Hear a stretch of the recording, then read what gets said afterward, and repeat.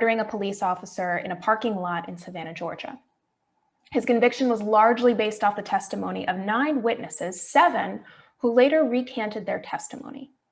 And in fact, there was a good amount of evidence in this case that implicated someone else in the shooting of the officer. Mr. Davis maintained his innocence until his dying day, which was in September of 2011, when he was executed by the state of Georgia. Now, 6 years earlier, in 2004, Cameron Todd Willingham, pictured here, was also executed by the state of Texas after he was convicted of setting his own house on fire and killing his 3 daughters who were inside.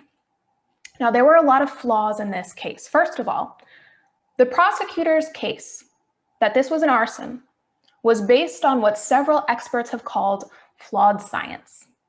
And a jailhouse informant who delivered testimony against Willingham later recanted his testimony. And as we've learned of many death penalty cases, this was an example of overzealous prosecution. In fact, the Texas State Bar eventually accused the prosecutor of being involved in an obstruction of justice. And Cameron Todd Willingham's last words were, "Please clear my name. I did not kill my children." Both cases are documented by the National Coalition to Abolish the Death Penalty as wrongful executions. According to the Death Penalty Information Center, 1,527 people have been executed in the United States since 1970. And as we speak, there are 2,603 people on death row. The National Academy of Sciences estimates that about 1 in 25 people who are on death row are innocent of the crimes that they will be executed for.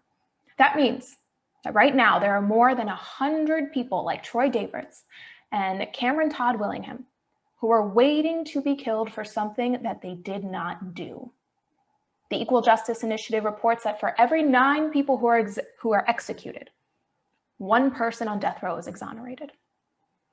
And this is really just an inevitable outcome in a system that allows its government to kill its own people.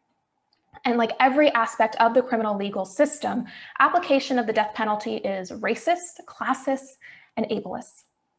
In fact, experts from the Southern Center for Human Rights and the Equal Justice Initiative have shown that the death penalty is applied disproportionately against Black people, against poor people, and against people living with mental illness. Now, let's take a step back and look at where the death penalty is applied. So right now, we're going to pull up a map put together by the Death Penalty Information Center. So the first thing that I want you to take a look at on this map are all of the empty spaces. Most places in the country do not use the death penalty. And why is that? Well, it's because it's barbaric and it's something that's ineffective and inhumane and cruel. But there are a few places that do use it. And there are a small number of places in this country. 2% of counties are responsible for the majority of state death penalty cases. And I want you to look at the area where it's the absolute worst. Los Angeles. 215 people are on death row there. That's more than Pennsylvania and 10% of the total number of people on death row in America. And who's to blame for this? Well, Jackie Lacey is partially responsible. Well, largely responsible, actually. She is the recently defeated district attorney there, and in just 8 years, she sent 23 people to death row. All but one of them are people of color.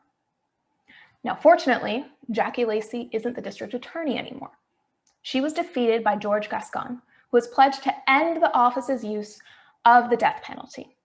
He also made that rule retroactive, meaning that every single person who is sentenced to death row in Los Angeles will now have the opportunity to have that sentence overturned. And he wrote on Twitter explaining his explanation. Let's pull that up.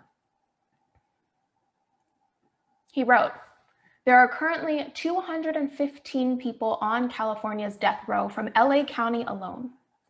An astonishing 85% of them are people of color. The death penalty does not make us safer. It's racist, morally untenable, irreversible, and expensive. And today it's off the table."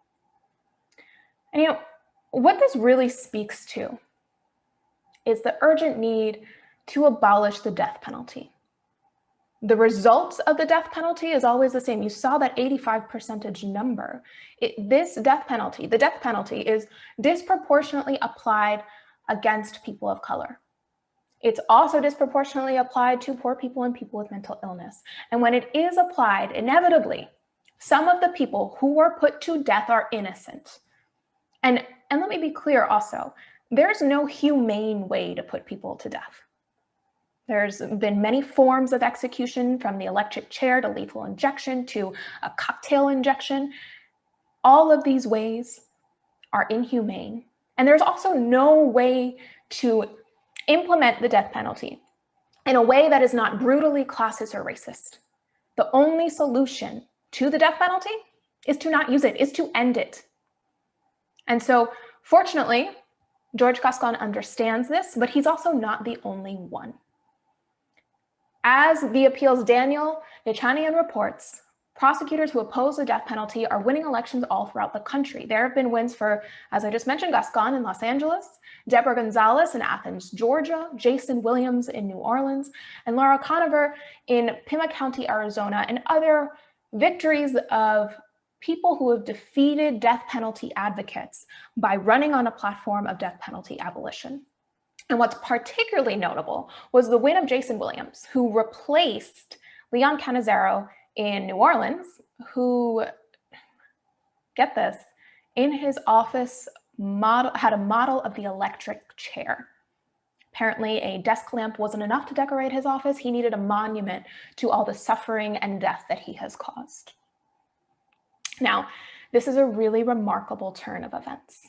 Hundreds of people who are on death row right now have an opportunity for release, and counties who are responsible for a substantial share of the death penalty cases are now led by people who have pledged not to use the death penalty. And prosecutors like Lacey and Cannizzaro seem to be getting more and more rare and are being replaced by people who understand the need to abolish the death penalty once and for all.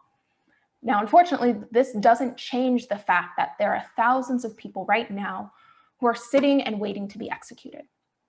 But the fact that there are people who are running for prosecutor and winning, who are running campaigns that are saying we need to abolish the death penalty, we need to not use it, that's a really good sign.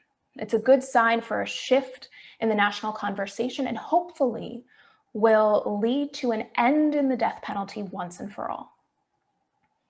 So that is all the time we have for today. Thanks for joining the Appeal Live. I'm Alana Sivan. We are back again tomorrow to talk about 9 individuals who were released after being sentenced to life as children. Follow the Appeal News on Facebook and the Appeal on Twitter to get the latest news. Thanks so much.